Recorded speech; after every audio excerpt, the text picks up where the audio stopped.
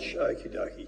I now welcome Mr. Glen Kendall from Kendall Trucking and Co. And for the Hansard record, if you could please give your name and the capacity in which you appear today. Okay, thank you. Thank you very much for the opportunity to speak today. My name is Glen Kendall from Kendall Trucking and Co. in Katanning, Western Australia. If Yogi gets thrown around a little bit, that is, people do sort of know me as Yogi, but yeah, Glen is my first name. We do have a proper name. I'm an independent owner-operator out of the south of Western Australia. We go direct to customer. The contracts that we've got or the work that I've got is direct to customer. We cart farm machinery around all over Australia. I'll go anywhere and everywhere we possibly can, and we can handle all side of work and all different bits and pieces. So I feel like I'm a little bit out of my league here because, I turned the truck off last night at 6 o'clock and here we are today, with good clothes on and we're up here in Perth and talking about the industry. So thank you again. What we do from here, where we go, but my current take on the industry is we probably need to throw it all away and start again. There's nothing really, if you look at what's going on in the last few years, there's nothing really that's working, in my opinion. If we start again, I don't know where we start, but my ideas is basic ideas. We've got to get the foundations right back in the industry. We've got to get a level of respect brought back to the industry. We lack a lot of things. We lack a lot of direction, I think, which is mainly, from what I can see, is bolt-on industries and people that kind of want their name up in lights. And they kind of want the accolades of doing something, but whether they actually do something and get something done. So I really appreciate, again, the idea to speak here, because I believe there is direction from what you're doing. So, yeah. I mean, we can throw, look, I don't like the technology. I don't like the technology that we see in there. The technology for me is definitely an invasion. The no cameras, the no work diaries, the no safety cameras. I mean, we can chuck these rules away. What we're doing and what's being enforced at the moment isn't working. We're not reducing deaths, we're not reducing road tolls. I don't know the proper statistics because there isn't a proper statistic on transport accidents, transport industry. There's no independent organisation that is going to report on the transport industry as a whole. So we can't, I can't see if we can talk about deaths on the road or we can talk about bits and pieces like that on the road.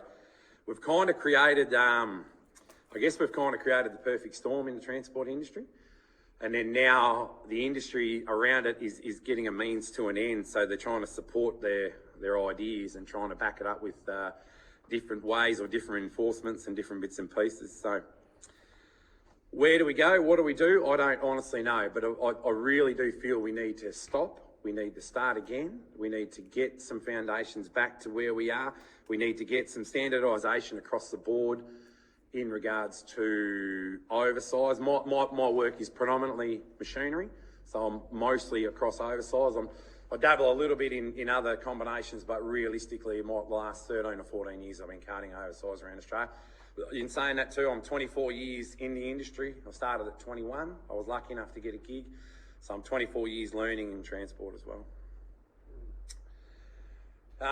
Standardising different bits and pieces. I'm reading a bit of my submission here, but if we became the same, we all charge the same. I don't see a lot of the stock industry or anything bits and pieces. They don't have a lot of rate issues, I wouldn't believe. They're all sort of on the same page when it comes to 20s and 40s and how they can load and what they can do. So I think that's where we got to start.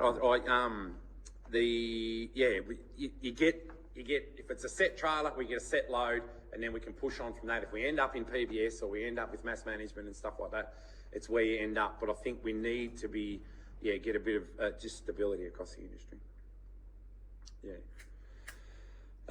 Western Australia, I'm fairly involved in oversize around Western Australia, so the main roads permits, the main road accreditation for me in Western Australia is it's a bit of a hard pill to swallow. You've got to have it to be involved in transport in Western Australia to break a dimension. So you can go as a single and 42 and a half. With break a dimension in Western Australia, you need to run accreditation. But with accreditation, there is a lot of ridiculous things like loading and dimensions module. For me, it's a complete it's a complete joke. If you can't load the truck and go into the road system without the idea of hanging on to that load, why have you got to document the fact that you loaded it and chained it correctly and used the proper timbers and stuff like that? The loading and dimensions module for me is a really, really hard one to swallow when you're coming into accreditation. The idea at the moment with main roads that we have to do a route assessment on, if I go over 4.5 metres wide, I've got to do a route assessment on every road that I might travel on in Western Australia. Really? Yep. So yesterday I was 5.2 metres wide. We went down roads that we've used, but I have to do a route assessment on every road, and it was every 3 to 4 months they wanted it updated. They being main roads? Main roads, yeah, main roads. I might interrupt as we go, Yogi. I'd like to, because, you know, if we don't, we'll skip past and I know Senator McDonald will have some questions. Yes. So let's deformalise it. Okay. Because and the reason I say deformalise it, because you live and breathe this stuff, this is your business. Yep. So I'd be very keen. See all this sort of stuff that you're talking about. Yep. And I'm really, you know, my ears pick up when you talk about stop and start again. Yep. And what does that look like? None of us, I mean, a lot of us will probably have a beer later and go, oh, geez, I know what I wanted to say. Yeah. You know, and the last thing you need to do is feel intimidated because you're amongst truckies here, mate. So you're, you ever driven a truck, Jerry? No, well, there you go. There's truckies everywhere here. See, so going on that, mate, and what I take, if I've cut you off, just say you want to finish. But obviously, the layers and layers and layers of red tape and all the stuff that goes on. Yep. Now, obviously, because you're dealing in over width, you're dealing a little bit different, but it doesn't matter which sector we talk to, they've all got this. But let's talk a little bit. Tell me how road safety or the viability or the sustainability or the profitability of your business is improved, because every 3 or 4 months you have to go back to main roads with the same piece of information that you gave them 3 months ago, 6 months ago, 9 months ago.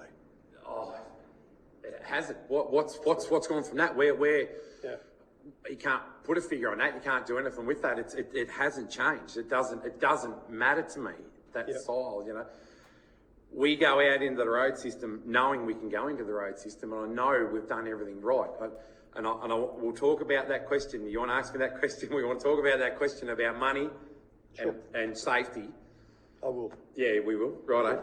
Because I don't believe it as well. You can pay me $1 million to cross the road, but if the road's not right, it's going to be. It's definitely not going to. It's not going to matter what you get to cross the road. The road system's got to be right. So we don't recognise the road system as a workplace.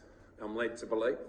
And again, that's where I think we need to come back. So the Western Australian system is a good system when it comes to how we treated with fatigue and how we're treated with different bits and pieces. I like the idea of Western Australian system.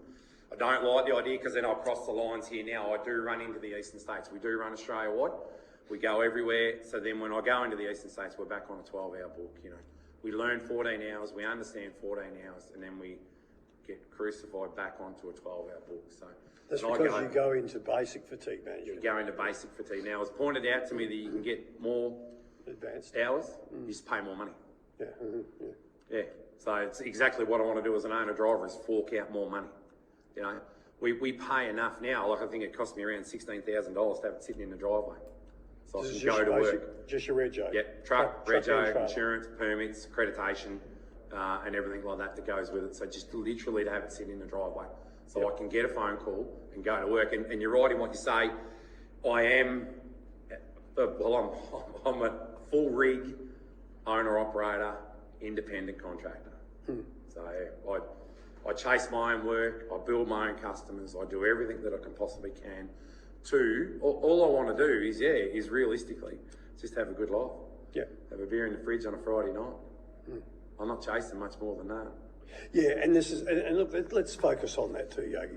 And so you should be able to. Yep. So you should. And with them, I know I have had, and some people may turn their ears up at this, I've had thousands of conversations with thousands of truck drivers over the last 40 years. Yep. You know, so I'm not making this stuff up. And everything goes along tickety-boo and we're happy until somebody comes in, takes our work, by not doing the same things that you are doing or others are doing. Let's not talk about you, others are doing. This is where my argument comes from. Yeah. You know, and I want everyone to, I couldn't think of anything better. You know, I love the trucking industry too. Mind you, I used to fight for my rates. Yeah. My fight wasn't always with my employer. It ended up with my employer because the mongrel down the road was offering his blokes less than mine and pinching our work. Yeah. So it is a problem for all of us. It is not an issue, and correct me, jump in if you're wrong. Money is a definite issue, but yeah. The rate that we charge and the rate that we sustain in Katanning in a rural town is focused on my tyres are bought through the local tyre bloke. I use the local auto, like I get serviced by the local mechanic. We get everything we can in town. So my rate is according to surviving in a country town. Now, if anyone else can do that, if they're doing it out of Perth and they're coming down, because they're 300 k's out of Perth where we are, if they can come down and they can do it cheaper, I don't know what to do about that because there is no one to go to about that. Right.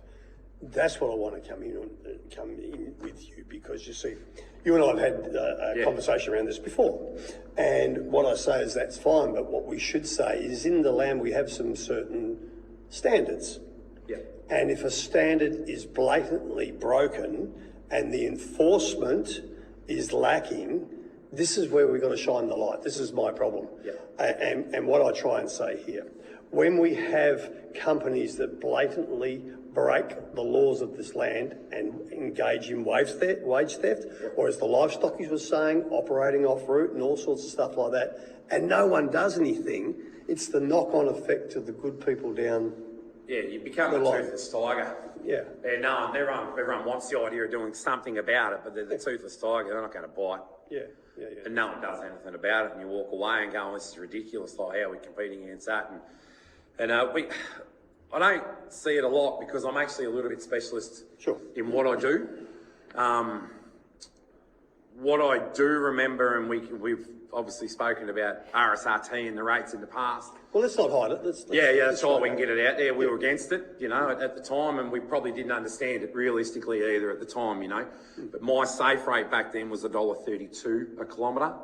So for me, you're working to a price, not to a standard. And I think, but that's a quarter of what we should be charging, you know, realistically for the job. But it was a very interesting time, and I sat here all day and listened to the top end of the town, the top end of scale, the town, and the big end. Well, I'm direct to customer. Do I get incorporated in that big end of town? No. How could you? Well, I don't know. No, you can't. Yeah. When I'm dealing direct to customer, I don't have anyone in the middle. And when I get the job, I charge the job and I pay. If I get a subby, I pay what I get. And I'll explain a little bit more, which I'm glad you asked. Hey, I'm supposed to be asking the questions, not you. Right, so let's throw this around and say it as this, because what we do know in this country, there are massive users of transport, and the three most denigrating words that anyone can throw to a transport operator is sharpen your pencil. But what we have seen is the exploitation and the unfair balance of power in this nation, when we have trucking companies that are told to sharpen your pencil, reduce your rates, don't increase them.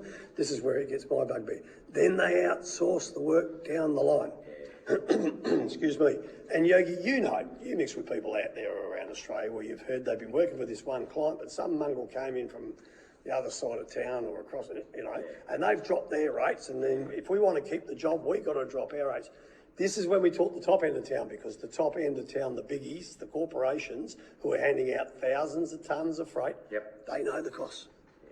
They know darn well. So when we talk about that, my interest is the person working direct for their customer, good on them. And then that person will operate accordingly. But when we have major fleets, major millions of dollars investment, millions of dollars in warehouses and everything else, they got nowhere to go, and then a beverage company or a food company, knowing that, or a mining company, then puts the gun to the head. And this is where the majority of industry are now speaking, saying this has got to stop.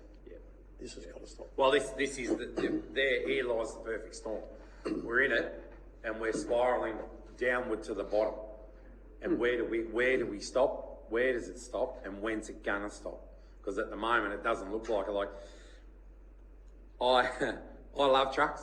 I love the game. Third generation in trucks, but geez, tomorrow I could sell it. No dramas whatsoever.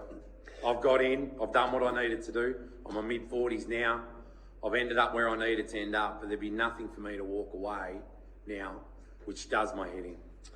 And I think that you are a father of a boy and a girl. You got a vision boy and a girl, yep. And we were talking in the smoko break. Yep. You know, and wouldn't it be nice if the son was able to want to pursue a career in transport? And we actually had this discussion to 10 o'clock last night. He's 14 going on 15 in March next year, and school system's not really his cup of tea. We went through the ideas of work experience, we went through the ideas of a trade and an apprenticeship. He listed every business in town except Kendall Trucking and Co. Probably seen the old man's hair falling out. Yeah, I did have hair before I got the kids, you know. You probably didn't want to follow. Now. So I guess they see, I mean, our work ethic was instilled by my dad and my mum. I never knew both my parents growing up before school. Dad started at 3:30 every day, mum started at 6:30 every day and went to work. My grandparents raised us in the morning, but my mum was home at 3:30 and my dad was always home for 6 o'clock at tea.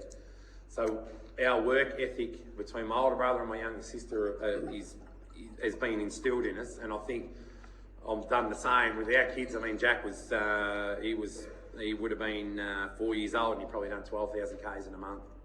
We bounced him left to right twice across the country, you know, because the job was there. Amanda, my wife, is my pilot, escort. Your escort? Your escort. So yeah, so we went across Australia twice with 2 machines, and the kids loved it. We rolled out swags and we had a good time doing it, but they're burnt out from the industry, and they can see the frustration in where we are and what we're doing. And I can see it, and you try to never take it home, but I've got 5 acres at home, the truck lives at home. It's fairly easy to bring stuff up. I try not to, because there's stuff that they don't need to see and where we're up to and stuff like that. You know. All right, let's get in this, Yogi, let's get in this path. Excuse me. And where I've said very clearly, I'm in that group, that no one can convince me that safety and remuneration aren't linked. Right. So, and you're on the other side of the fence. Yep. And I will let you tell the reasons why you think that. Yeah, well, I've been stewing on that when you said it a couple of hours ago on the reasons why. I don't get how safety isn't the number one focus in everything you do.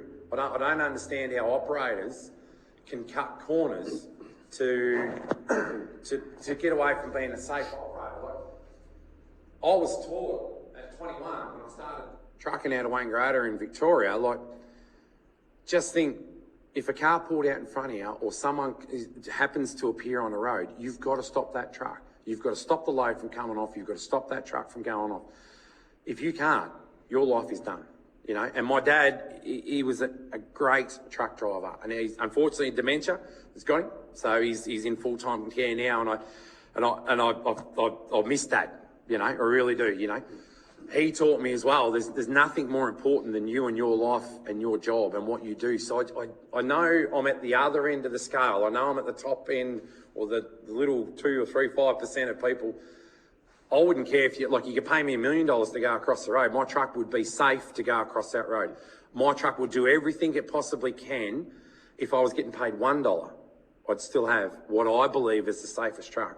Now, yesterday, 38 degrees in Esperance the day before, I got a crack in the left-hand windscreen. If I get pulled over tomorrow, my truck's not safe. You know, I can't get it fixed till Monday. The bloke's got to order my windscreens in. I can't do anything about it. So that, to me, is a bolt-on organisation in the transport industry that's flexing their muscles and putting their name up in lights, you know. Realistically, what's a crack in a 2-piece Kenworth windscreen going to do on the left-hand side? They don't know where we're up to. They don't know what's involved in trucks and bits and pieces, you know. So I don't know about that whole money versus safety ideas and rates. I like the idea, but I guess in saying that, to me, the owner-operator, the rates, the money we charge is like a slice of the pie. Some days, you know, we're having a party pie. Some days we're eating a family pie. And I probably don't need to eat family pies, but some days we're doing all right, you know, on a swings and roundabout scale. But again, I'm a full rig owner-operator. So I'm not dictated to as a subby or a contractor or something along those lines. So I don't know how to explain that, and I don't know how to get around it, you know. So. Well, let me throw something for you, for your thoughts. Yep. And this comes from experience, that how I was paid as an owner-driver, but many, many conversations since, still around the nation. And you're dead right, no one leaves home tonight and thinks, how many people can I kill or myself? We get all that. The majority of truck drivers and the majority know when they're told and will pull up. But let's say there's this, there is unfortunately terrible, terrible situations where a lot of, and I'll say men, a lot of men out there don't have the guts to say to the employer, you can stick your truck in your garage, I'm not going to break the law. It's alive, it's well, we know that, Yogi. And once a truck, and trucks just don't fall over. We know that, there's a reason why. Trucks, and we saw a terrible another situation 2 nights ago up on the Bruce, two fatalities head-ons. They don't just bump into each other most times. So my argument where safety and remuneration is linked. But so is the condition of the roads and all sorts of other stuff, and fatigue. But when a driver or an operator is paid a kilometre rate, there is, and I would ask your answer here, there is the opportunity for more kilometres to be done to return a higher rate for that trip. Would you agree with that? Kilometre rates don't work for me. Right. Okay. Oh, sorry. Kilometre rates do work. I'll retract that statement. Kilometre rates do work. Hourly hire doesn't work for us. That's fine. Yeah. That's fine. So where we are, we're paid by the loaded K or by the kilometre as a full rig contractor. I average 140,000 Ks a year, you know, so I don't go out chasing 220, 230,000 Ks a year if I can sustain a rate that is good for the business and good for the location and good for the destination. But Yogi, you are in charge of your own destination. Yes. That's your work. Yes. Direct. Yes. Let's go to the subbies, or let's go to the company drops. It came out live. It was repeated in Queensland. It was repeated in Albury Wodonga from drivers and subbies. Right, now we know what your dream rate is, but when that rate is not the dream rate you're being paid, if there is a kilometre rate, there is an incentive, and I know I was on a kilometre rate, I could put the foot down a little bit, and I know there was the opportunity, if my rate was a little bit low, if the rate was a bit low, I could drive longer, I could drive faster, and that's hence when I say, if the kilometre rate to start with, what you should be on, is reduced, which we see around this nation, then something's got to give. And hence, Yogi, this is where I go. If something's got to give, it ain't the price you're giving Shell or BP. No. That ain't happen. It ain't what you're paying off to a sander unless you want to stretch the loan out. You know where I'm going with this, mate. So, unfortunately, things give, and it may be maintenance. Or it may be the tyres. And I know that I've done this because I had gone from steels to caps because we were building a house. Ask me how that ended up. What a sad story. At 3 o'clock in the morning under the truck trying to peel the tread off the brakes. So that's my argument for where safety and rates, they're linked. Okay. So anyway. Yeah, we can see it, mate. We can see it for sure. It's it's just an interesting pill because everything, well, if I said to you we could wear pink bats down the road and everyone will see us, but just because I own the pink bat factory doesn't mean it's safety. You know, and that's the frustrating thing. You make a very good point there when it comes to safety and money. But the next thing that I see walking out on the street will be safety, Yogi. It's all about safety, you know.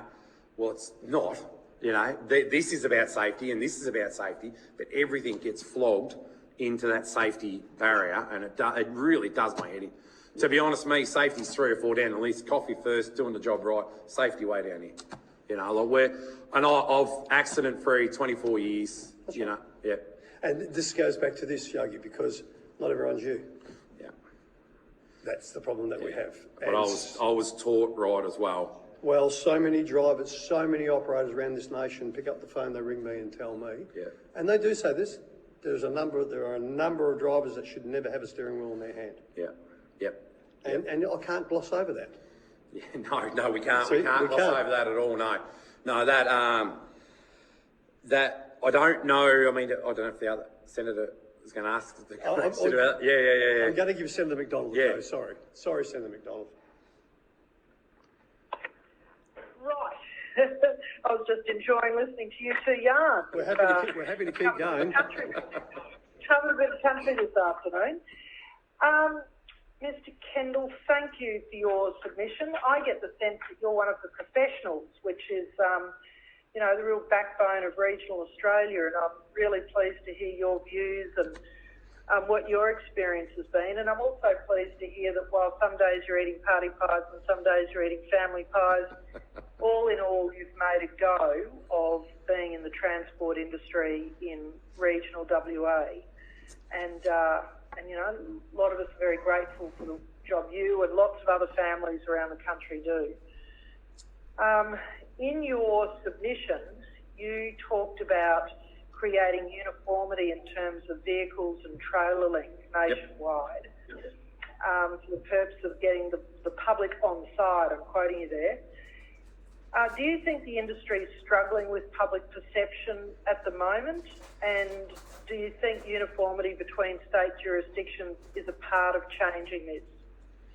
Yes, thank you. Yeah, thank you, Senator. Yes, yes, and yes. The public's perception of trucks and transport is they're just lumps of metal going down the road.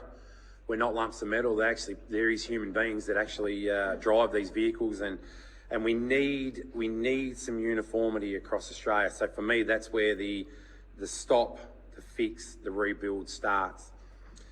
If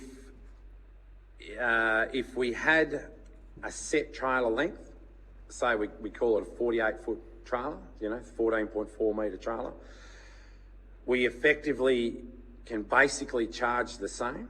What you put in front of the trailer is your call. You still run on that S dimension, so pin to centre of try is 9.5 metres. The argument of swing turns, the argument of lane changes to turning goes out the window.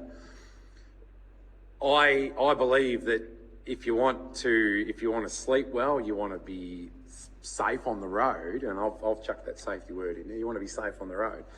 You've got to live well, And my truck is a small bunk, and that's my choice because I bought a 46-foot trailer, so I'm 19 metres. So I can only go to 19 metres overall. I don't have a bull bar on my truck, but I'm predominantly oversized for what we do. So if it's standardised and we can have no length restrictions or restricted length restrictions. So who wants the big bunks? Who wants the big wheelbase? You're never going to get around.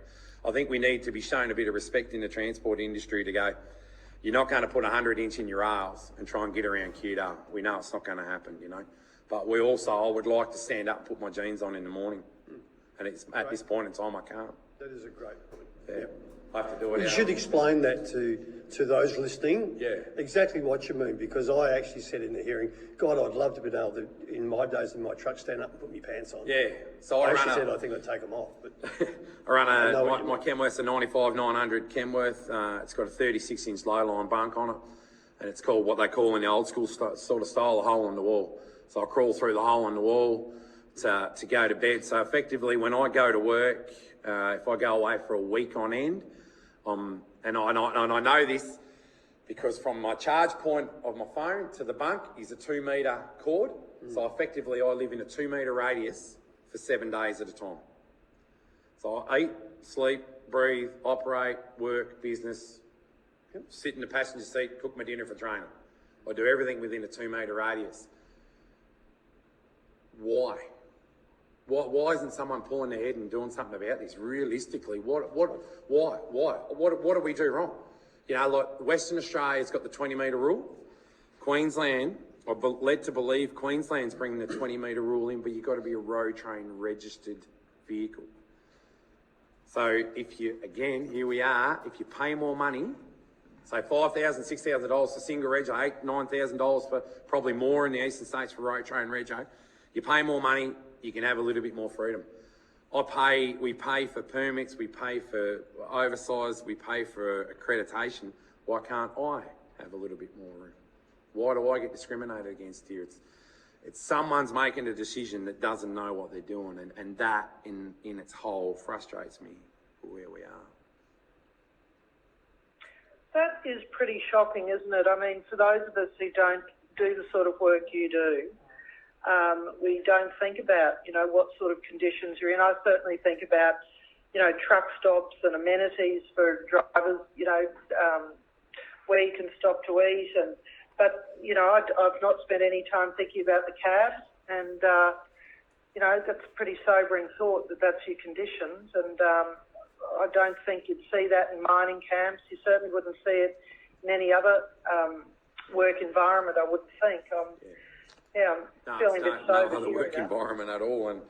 And that there is the proper roadhouse. Now, I started 24 years ago. There was the little roadhouses were still good. They were still run by good family owned and operated. What we like as a business, the family owned and operated businesses around, they're all been gone. We bypass towns real quick. We push trucks out of town. There's a couple of country towns in Western Australia that are encouraging trucks, caravans. So they're encouraging big areas in town, like Wagen's one of them. They're encouraging a big area in town so you can get a caravan in there and you can get a truck in there. So when you bring a truck in there, you spend your $20 at the pub, or you'll go down to Butcher and buy a T-bone. It's encouragement. It's not pushing transport out. And I think that, the roadhouses are gone and the towns are bypassed. So for me, when I go away, if I'm going to run east, I'm going to be away for 10 days on a time. If I'm going oversized, I saddle up in the morning, I push on, I do my 85, 90 all day, every day, and then we make it to where we make it to. I've got a portable shower, I've got a barbecue, I've got a fridge. I don't need anything else. So it makes me, I don't know, hermit, I suppose. I don't go talking to people. I don't go living. So then if you got 30,000 followers on Twitter. What are you talking about? Yeah, they're talking to you. Oh, well, hopefully there's no phone rings where we are and we're okay, so. Sorry, Yogi. No, you're right, mate, you're right. We've got a bit of a public presence, so. But so if you're smart enough, you can get your head around the idea of being by yourself for a week on end, and I like the idea of being by myself. I am out there in transport and I am out there on social media and stuff like that, but I also do like my own company, and there's a reason why I'm an interstate and long distance truck driver. I actually don't mind being out in the middle of nowhere, and it's becoming more and more obvious for what we do because there's just nothing around. Yeah, rightio. All right, I do have another question for you. What are your thoughts on an industry accreditation or an apprenticeship in terms of improving the industry? I'd like to hear your views, both as a business owner. You talked about your son, previous winner of the Scania Truck Driving Championship. So you're a skilled operator, but I'd like to know what your views are on an apprenticeship program. The accreditation side of it all, if I can speak about the accreditation side of it all. In my opinion, in Western Australia, the accreditation that we go through here in WA realistically just makes the dodgy operators good at paperwork. There's no real accountability. It becomes a toothless tiger again. They can fill paperwork out, they can fill run sheets out, they can fill a maintenance record out again, and they get their accreditation into Western Australia. So I think that's got to be looked at, and I am on a Main Roads Advisory Board. I don't know for how much longer if they listen to stuff like this, but anyway, we're not here, we're really not here to make friends and have a cup of coffee on a Sunday. If I want to do that, we'll go home and do that. I love the industry and I love what I do, so I'm very passionate about getting the next generation into the industry. It does frustrate me a bit that my 14-year-old probably won't take on Kendall Trucking & Co. Maybe the 11-year-old will. She might have a go at it, but I don't know, and I'm not fussed with it. The kids will figure out their life and what they need to do. I don't think there's an option for an apprenticeship scheme there. There's an option for a basic entry level in transport. So the good operator, it's all right, me. So I've left school, finished school at 18, went logging into high plains in Victoria. The burning desire to drive trucks was there. So if I was going to be an apprentice truck driver, I'm going to be an apprentice truck driver. I'm going to drive trucks. The people that go away, like my young bloke, he might go and, he'll be a panel beater or he'll go to electrician. He might go away for 5-10 years. He'll come back and go, geez, the old man wasn't too bad at this. He actually made a reasonably good living. We lived a fairly good life. We rode motorbikes every other weekend. We had some good stuff. We went overseas. We'd done the holidays, Maybe this trucking idea isn't such a bad idea. How is his entry level into the industry? We need to get that point into the industry. There needs to be a basic right across the board as an entry level. if it leads on to an apprenticeship, it leads on to an apprenticeship. But the genuine truck people will lead into an apprenticeship. The people that want to take it on in 5 years' time when they're 24, 25, 26, when insurance isn't a killer and all this type of stuff, they need a basic entry level, and it needs to be standardised across the industry. Right, so you think the apprenticeship, just hang on. So you think that to get, I was talking to a bloke in Normanton last week, and he said he would like the idea of an apprenticeship so that when he brings on a new driver, that he knows that they actually know what they're doing. They've got an idea about maintenance, they can do a bit of work, he knows they can drive.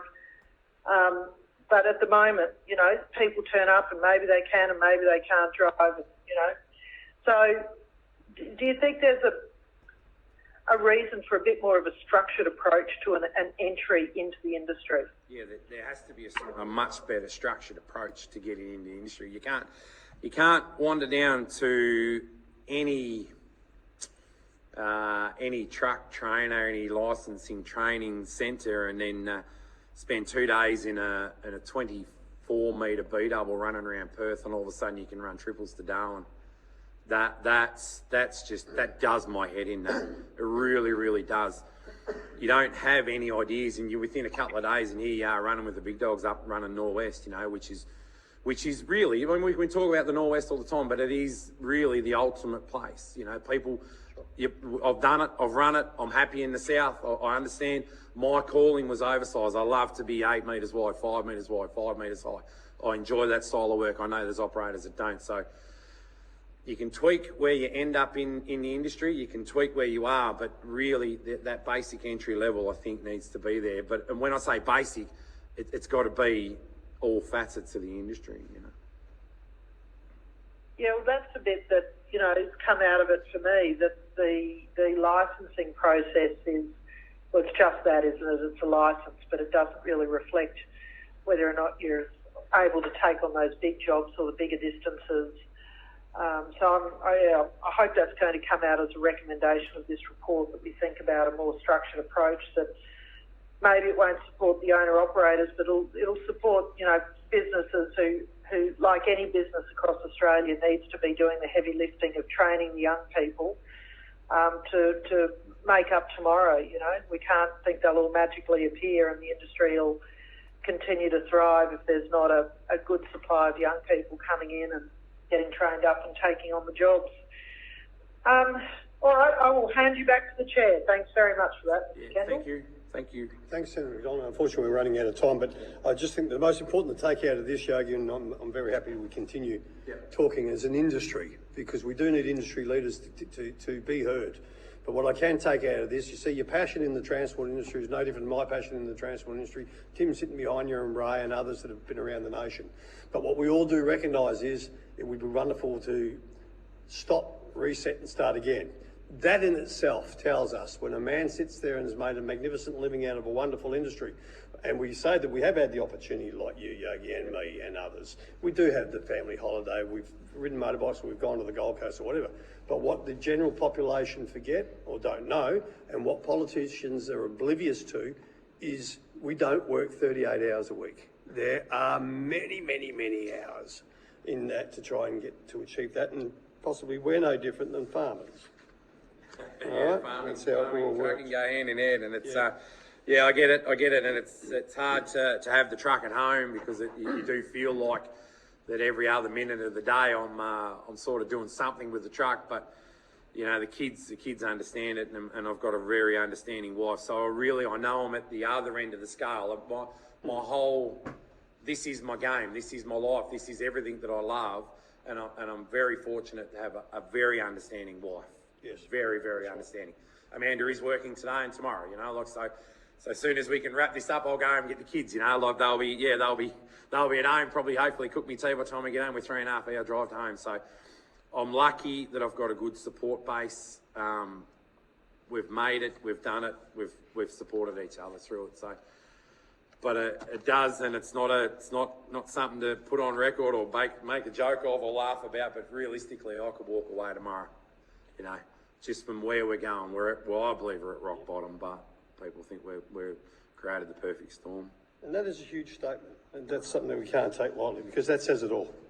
That we seriously have issues that need to be addressed. We can't find our truck drivers now, for crying out loud. The sad part about this, and wrapping up, Yogi, is that I've said this in Canberra when we've had 75 industry leaders in the main room there, when the last conversation we talked about was attracting young people to the industry. I said, well, you haven't listened to yourself for the last 5 hours. No wonder we can't get anyone into the industry. And that's not an insult. It's crikey, no wonder young ones don't want to come in, let alone we can put them in an aeroplane to get a pilot's licence at 16. We can give them the keys to the V8 and they can drive at 17. But if we want to drive a forklift, don't come anywhere near me till you're 18. So, Yogi, can I thank you, mate? Sorry for the timing. Thanks for making the effort for coming here. And I know you're going to hang around for a while, but safe travels back. Don't be a stranger, and appreciate your input. Thanks so much. Thank you again. Thank you. Cheers. Thank you. All right, now we shall now move to